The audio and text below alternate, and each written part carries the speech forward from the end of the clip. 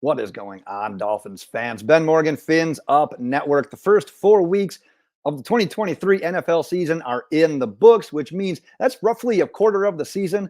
So I want to do grades. It's report card time through the first quarter of the 2023 NFL season. I'm going to go position by position, giving out my grades. And I'll tell you what, there's going to be some people that they're going to see that report card. They're going to want to show it off. There's going to be some people in some positions that say that. And then you're going to have those other ones that, man, we're going to beat our parents home. We're going to get to that mailbox. We're going to rip that puppy up. Act like it never happened. We're going to see a little bit of both. But before I get into mine, I want to hear from you. Drop your grades. Drop your thoughts on the first quarter of the season in the comments. If you haven't gotten subscribed yet, make sure you are doing so. Now, the biggest takeaway, I've kind of already alluded to it. The biggest takeaway I had while doing this exercise is kind of that discrepancy. And it's the discrepancy between the grades on the offense and the grades on the defense. Because our Dolphins offense, through the first quarter of the season, we lead the league in points per game, rushing and passing yards per game, and total yards per game. That's all right. That's pretty damn good. Our defense, on the other hand, this is where that discrepancy comes into play. We are 28th in points allowed per game, 26th in total yards allowed per game, 25th in passing yards, and 22nd in rushing yards allowed per game. Not acceptable. Not what we had thought. So let's get things cracking. We're going to start with the offense. Let's start with the positive news. Quarterbacks, however, that's pretty much going to be boiled down to Tua Tagovailoa. Tua leads the NFL in passing yards. He is tied for second in passing touchdowns. He's second in quarterback rating. And by all means, yeah, we lost against the Buffalo Bills. It was a kind of an embarrassing fashion. He is still a top candidate for the MVP of the National Football League. I did consider an A-. That's due to the 3 interceptions. And it's the fact that it's been 4 weeks. It's 3 interceptions. It's not like it's been like an unlucky interception. It's not a ball that's gotten tipped up into the air off the wide receiver's hands. It's been 3 bad passes. They've been questionable passes. So I considered an A-. There's a couple of things that he's doing that kind of fly under the radar of a lot of people that judge quarterbacks. And it's the stuff that we know as Dolphins fans. It's him making the offensive line look better than what they truly are, which we'll get to. But it's him getting the ball out fast, hitting the right people. His efficiency numbers are off the charts, and he has the team 3-1. I know a lot of people thought the world was coming to an end, and we what are we going to do next year with this Dolphins team after that loss to the Bills? We're fine. We are perfectly fine. We're 3-1, and Tua is still in the MVP conversation. I'm giving them an A. Let's go on to the running backs. I'm giving it an A-. And now the only reason this one, in my opinion, isn't an A is because we as a running team got out to a little bit of a slow start in week 1. We had 20 carries for 70 yards. But what have we done since? We have taken off. In the next 3 weeks, 92 carries, 637 yards, and 9 touchdowns in 3 weeks. That's 6.9 yards per carry. And who was the spark plug? Achane. 6th in the NFL in rushing yards. He had 1 carry before week 3. He is averaging 11.4 yards per carry. This dude has been unreal. We need to continue to just, I don't want to say feed him with stamps because he is that kind of running back that, not that you want to use him sparingly, but you don't necessarily want him to be your workhorse. Keep doing what you're doing, but find a way to get him more carries because it's not like Raheem Mostert's been a slouch by any means. Sure, he had the fumbles against the Bills. That was one of his worst showings. He's still 15th in the NFL in rushing yards, and he's tied for 1st in rushing touchdowns. We have been getting it done on the ground. Jeff Wilson is eligible to come back from the short-term IR now that we're through week 4. Here's the deal, though. We just can't abandon the run. We can't abandon these guys. And Mike McDaniel owned up. He admitted to it. Abandoned the run a little early in that Bills game. Kind of maybe for something that he felt, something that was going on in that game. It's the fact that we weren't slowing down the Bills. They were scoring every single possession. And guess what? We weren't playing with our healthy offensive line. We weren't doing that well up the middle. He had reason to kind of abandon it. So yeah, you'd probably go back and do things a little bit differently, but I see why he did what he did. Let's go to the wide receivers. Giving it a B+, and quite honestly, the wide receiver position has been the Tyreek Hill show. And that's due somewhat to Jaylen Waddle's concussion and then coming back a little bit slow against the Bills last week. But Tyreek Hill has 28 receptions this season through 4 weeks. The remaining wide receivers through 4 weeks have 33. That's a significant percentage of wide receiver targets and receptions that are going to Tyreek Hill. So my grade is not, they've been fine, but my grade's not as high as I wish it was. Couple of reasons. One, Bill Belichick really kind of took our strength and kind of erased it. The scheme that he did was able to kind of erase that. And then Hill, Waddle, just in kind of in general, we sort of disappeared against the Bills. But I do want to keep a couple of things in perspective because I think those guys are just fine. We're going to be just fine at the position. But Braxton Berrios has 9 first down receptions of his 13 receptions. Pretty good percentage. You want to know who's doing even better? River Craycraft. I know he's hurt right now, but he has picked up a first down on all 6 of his receptions that he had. So I'm looking for the wide receiver position to continue to emerge and even get better. And we're waiting for that Jaylen Waddle emergence. I think it's truly just a matter of time, but I'm going with the B+. With the tight ends, we're going to go B-. Now, from a pure blocking perspective, my grade would likely be higher. Both Durham Smythe and Julian Hill have done a nice job, I would say, especially in that running game, opening up some lanes for these guys. Mostert and Achane don't have all those yards just because of their natural ability. It's been some of these tight ends as well. They've had a couple of misses as well. They're not perfect in that. But here's the deal. As we all know, catching the ball is part of the job. Now, I will say that Durham Smythe, he's been a little bit of a pleasant surprise, been reliable catching the ball, 11 catches, 123 yards. But he's the only tight end with a catch on our team. That's a little bit concerning. That's a little bit alarming. The one thing is we knew this was a weakness heading into the season, but we're not grading based on kind of what we thought. If it's what we thought, I'd probably give it an A, but I'm grading it just in general across the board with the lead. I'm going to give it a B-. And the reason it even is that high is because of that blocking. And then Durham Smythe being clutch when his name has been called in the receiving game. Let's go to that offensive line. Now, I'm giving it a B-. Some people are probably going to want to give this one higher. I'm curious to hear what your thoughts are in the comments because that performance over the first 3 weeks, we allowed 1 sack, but it's what we said about Tua. It's been a lot of masking. We saw that really kind of come to fruition in this Bill game. It's Tua getting the ball out quick. It's Mike McDaniel and his scheme really allowing for our offensive line to not have to have too much of a responsibility. Because in my opinion, you can do 2 things with the offensive line. One, you can go out and you can spend a lot of draft capital. You can spend a lot of free agency dollars. You can build your offensive line off of names and performance and just be a sturdy offensive line. It's a good way to do it. I wouldn't argue with that whatsoever. Or you can do what we're doing. You can spend money elsewhere. You can have the likes of a Tyreek Hill, and you can have all these other guys on offense and the big names that we've brought in on defense. But then you're going to lack some places, and you're going to lack on the offensive line. But if you're going to lack at the quality bodies on the offensive line, you got to scheme it up. So to help with the protections, you got to bring that extra help with the tight ends, with the running backs. You got to have a quarterback that can get the ball out fast. And what happens when that falls and you can't rely on your offensive line to just win with their natural skill and ability? What we saw in that Bills game is exactly what happened. Now, I will say that injuries haven't helped. Obviously, Teron Armstead's already been limited with the amount of snaps he got. We see him exit the game against the Bills. We see Liam Eichenberg come in for Connor Williams, who wasn't able to play that last game against the Bills. Obviously, that changed our game plan. That hurt our offensive line.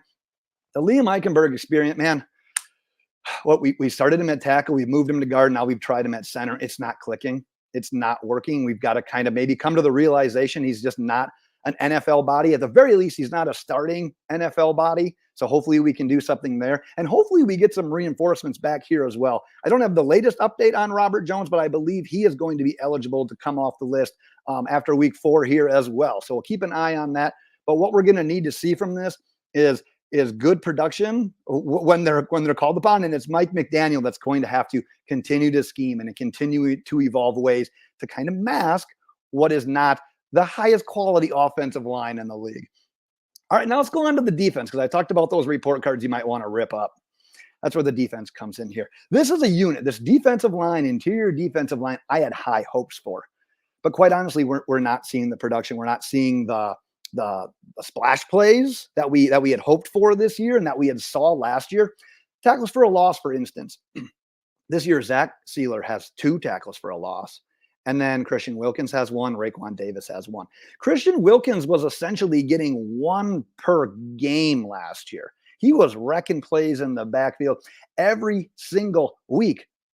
We haven't seen it on a consistent basis. Now, I will say there's been a couple of flashes here and there. It's just not been consistently. The play that sticks out to me was Christian Wilkins last week against the Bills did have a nice interior. We talked about getting that interior pass rush against Josh Allen.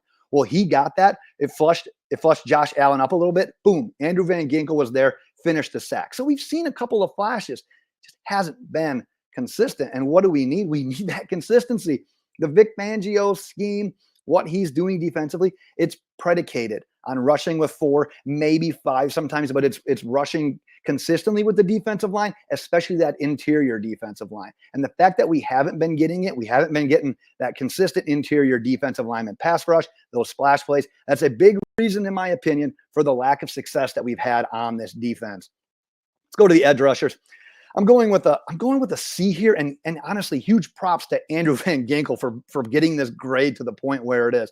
Andrew Van Ginkel has stepped up. Talk about a guy just kind of seizing an opportunity. When Jalen Phillips was out against the Patriots, and when he was out against the Broncos for part of the game, and then obviously the Bills. Could you imagine someone doing any better? That's typically in that backup role. He's got 3 sacks on the season, leads the team. Our other main edge rushers, Bradley Chubb has 1, Emmanuel Ogbah has 1, Jalen Phillips has a half of a sack. Now I know we're playing from behind when it comes with Jalen Phillips. He's either been hurt and missed the entire game, or he just hasn't been himself. We need him to get back. We need him to get healthy. He was clearly one of the best defenders that we had throughout training camp. It wasn't negotiable. It wasn't debatable. He was one of the guys. He was looked at as a double-digit sack getter, almost like, I don't want to say a guarantee because sacks aren't guaranteed, but man, he was the up-and-coming pick for everyone. There's more to the edge rushing position than just sacks as well. But quite honestly, when you look at it, we are paying Bradley Chubb a lot of money. And Jalen Phillips is simply too talented for those two to combine for 1.5 sacks. That needs to improve. Andrew Van Ginkel, and by all means, when I'm a little bit all over the board on this one because the edge rushers got me fired up. When Jalen Phillips is back and when he's getting snaps, Andrew Van Ginkel has been kicked more onto the inside to play linebacker. He deserves snaps outside. He needs to get those edge rusher snaps as well, even when Jalen Phillips is healthy. So this was a unit I once again had high hopes for. We need a second quarter surge. We need to move this C up to at least a B+. Let's go on to the linebackers. Like I said, rip some of these report cards up and get them with a C-. Now, it's a telltale sign when you're linebackers, they're having a tough time. When you're starting safeties are 1st and 3rd on your team in regards to total tackles. It's even worse when one of those safeties missed an entire game. 1st and 3rd, and one of those guys missed an entire game. David Long has 3 tackles for a loss. Outside of those tackles for a loss, can you name a splash play, a consistent play? His performance is really underwhelming and maybe a little bit too harsh, but it's felt average at best. I had higher hopes. Jerome Baker, non-existent. I mean, another guy that I really was hoping could take a step forward in this Vic Fangio-led defense, but he feels non-existent. We even saw Duke Riley taking some of his snaps last week against the Bills.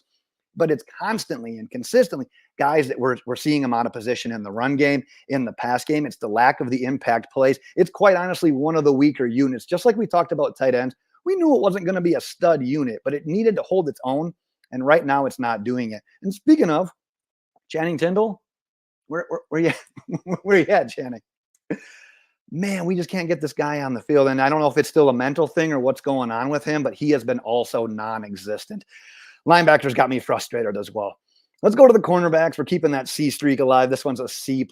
So as I said, the Miami Dolphins on defense are allowing the 8th most passing yards per game. Now, I know that there's more to that than just cornerback plays, but at the end of the day, cornerbacks are the ones that you pay to cover the wide receivers. So there is somewhat of a correlation here. But one thing that we're not getting, kind of for the second year in a row here, we're not creating interceptions. We're giving up a lot of pass attempts. We're giving up a lot of pass yards. The interceptions aren't coming. We have 2. Emmanuel Ogbah has 1, so we got 1 from an edge rusher, and then Xavier Howard has 1. The only guys with interceptions on the team. Now, I want to say that Xavier Howard, in my opinion, is getting some unfair scrutiny. He's been on the wrong end of some completions and a touchdown, but at the end of the day, those plays have been plays where he's held with his guy on the actual route, and we're not getting there with the pass rush. And quarterbacks, and Josh Allen and Russell Wilson at points in time, they're getting outside of the pocket and they're creating. And God forbid you can't stick with a guy that's running a 4.3 or a 4.4 for 7 seconds when he's hanging around in the pocket and scrambling out. So yeah, we've allowed some plays in here, but I want to say that the Xavier Howard scrutiny is a little too much for me right now. The other thing is I wish we would have at least maybe helped Cater Kohu, shadowed with Xavier Howard on Stephon Diggs. That's for a whole other day. I do think that Cater Kohu is better suited for the slot. He's shown the ability to play out on the boundary. But man, Stephon Diggs, we talked about it in that recap video. He's a different animal. He's a top tier NFL wide receiver. That's not Cater Kohu's business. We need to keep him in the slot. Eli Apple has had his share of ups and downs. He struggled. He was scratched last week. Justin Bethel has been fine in some instances, but just like the rest of the Dolphins last week against the Bills, got just completely burned on that play by Gabe Davis for a touchdown. We're still in wait and see mode on Cam Smith. We're still waiting to see if he's going to get some playing time and if he shines when he gets a chance. Now, I do got to throw in Jalen Ramsey because his addition ain't going to hurt. It should help, and it should help a lot. Hopefully he is as close to 100% as possible when he gets back. But the thing is, that's the key word, when he gets back. We need improvement before then. So I'm going C+ with the cornerbacks. Let's wrap it up with the safeties. One of the better units that I've graded here on the defense. Going with the B+, and a lot of that is Javon Holland. Thank you to Javon Holland, playing at a great level, Pro Bowl type of level. Leads the team in tackles. He's got 2 tackles for loss, and he's got 3 forced fumbles through 4 weeks. Who's creating turnovers on this defense? It's Javon Holland. There's your answer. And I'm really, really excited to see him. I think he takes off when a guy like Jalen Ramsey returns to this lineup. But then you got Deshaun Elliott, who started out a little bit slow, came back, did some nice things the last couple of weeks, and then he got hurt. And we saw how much this defense struggled without him, because then guess what? It was Brandon Jones returning to the lineup. And I think we all like Brandon Jones for what he is. Man, he didn't get much work in the offseason. Hardly any team drills, no work really in preseason, limited action in actual games this year leading up to that game against the Bills. And it showed. That rush showed. Whether it was coverage, whether it was trying to tackle. He's usually a pretty sure tackler, a good tackler, plays with good instincts. Wasn't there. It just simply wasn't there at this point in time. So we got to make sure, one, that we can get healthy. We need Elliott back in that secondary. And then when it's coming time to tackle, because Elliott's missed his share of tackles. We even saw Holland miss some tackles as well. We got to get healthy. We got to get protection. We've got to make sure that we are tackling and wrapping up, especially outside of Javon Holland. That is what I've got, though. Like I said, some ups and downs so far through the first quarter of the season. But at the end of the day, Dolphins fans, we're still 3-1. We're 3-1. We're at the top of the AFC East. Yeah, we're down in the tiebreaker, but we're looking just fine with games coming up against the Giants and the Panthers. And I don't want to take anything for granted. There's no such thing as a guaranteed win in the NFL, but we're doing all right. That's what I've got for you. But let's hear your thoughts, your grades in the comments. We'll be back. We'll be previewing the game against the Giants as we always do. So like I said, stay tuned for those videos as well. That's my time for today, Dolphins fans. Until next time, Fins